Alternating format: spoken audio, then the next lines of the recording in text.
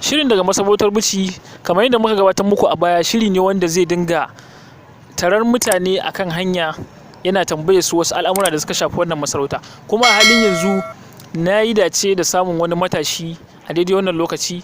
Yanzu bari in tambaye shi in ji sunan shi. Ko me sunan malam? Sunana Suleiman Ibrahim. To masha Allah, malam Suleiman, za mu yi ma tambaya kamar haka. Yanzu ka shirya dai tukunna? To Allah ya sa na san tambayar da za ku yi ma. Na'am, tambayar da za mu yi ma shine, wai shin a wace shekara sarkin Kano na yanzu Alhaji Aminu Ado Bayero ya ba da mulki ga sarkin Bichi na yanzu Alhaji Nasiru Ado Bayero? Ko za ka iya gaya mana wace shekara ce wannan? Ba zan iya tunawa, kamar 2019 ne. To ka tabbata din ko kuma kana tantama?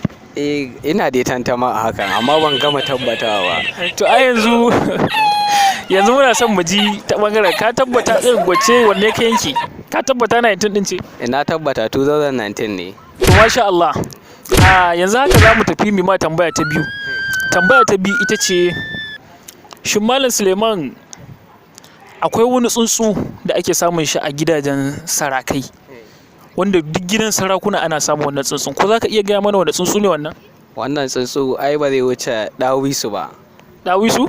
Shi ne ake. Shi ka zaɓa kenan? Shi ake ado da shi a gidan sarauta sosai. To masha Allah, malam Suleiman, muna godiya da wannan lokaci da ka ba mu. Muna tare da wani matashi wanda muka yi sa'a samun shi. Bari mu ji daga gare shi. Ko me sunan malamin? Sunana Abdullahi Babangida Abdu. To malam Abdullahi, da mu maka tambaya guda biyu akan wannan masarauta mai albarka ta Bichi. Shin ka shirya? Na shirya. To malam, tambaya ta farko malam Abdullahi ta ce, shin akwai wani tsuntsu wanda a kowace masarauta akan samu wannan tsuntsun? Ko me sunan wannan tsuntsu? Sunan shi Dawisu. Sunan shi Dawisu? Sunan shi. Ka tabbata? Na tabbata. To yanzu za mu tafi tambaya ta biyu malam Abdullahi. Tambaya ta biyu ta ce, shin a wace shekara sarkin Kano na yanzu Alhaji Aminu Ado Bayero ya miƙa ragaman mulki ya zuwa sarkin Bichi na yanzu Alhaji Nasiru Ado Bayero? Ko za ka iya gaya mana wace shekara ce wannan? 2020. Shekarar 2020. Shekarar 2020. To madalla malam Abdullahi, muna godiya da kasancewa da mu a daidai wannan lokaci a wannan tasha ta Bichi TV daga Masarautar Bichi. Mun gode sosai, mun gode, mu gaisa. Sunana Yusuf Ali Yusuf. To malam Yusuf, za mu yi ma tambaya kamar guda biyu. Ka shirya? Insha Allah.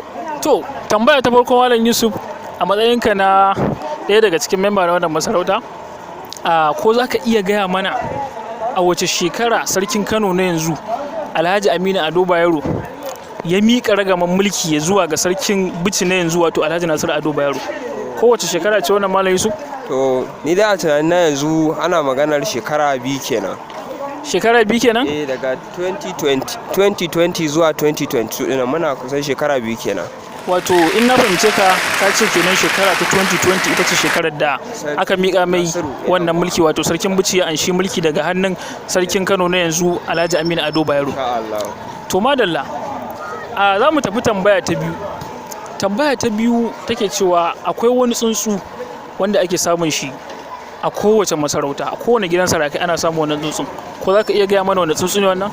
To alhamdulillah, ni da tsuntsayen da ake samun gidan sarauta ana samun Dawisu. Dawisu? Shi ka zaɓa ko kuma? Shi ma na zaɓe shi. Shi ka zaɓa? Na'am. To madalla, muna godiya malam Yusuf. Masha Allah. Kuma muna godiya sosai. Ga amsar tambayoyin kamar haka.